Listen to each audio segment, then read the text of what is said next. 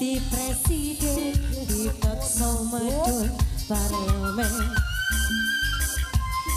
Jarine kasus ngene, jarine kasus ngono, ning ra ono nyatane.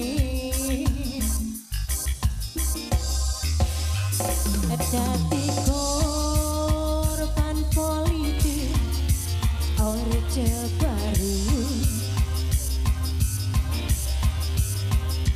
dadi korban ambisi reformis palsu. Nadyan cacat netramu, nanging dadi batinmu, ngendi mucing ngendi wasu.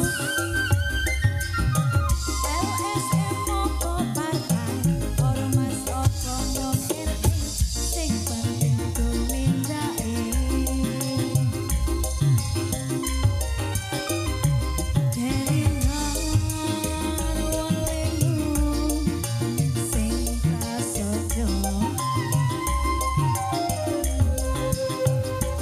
Aku mau ngayomi jagat raya. Turun ke Cakrokusuma.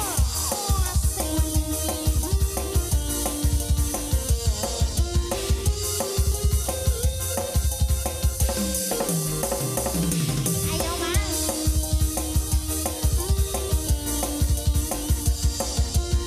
Turun ke Cakrokusuma. Yo.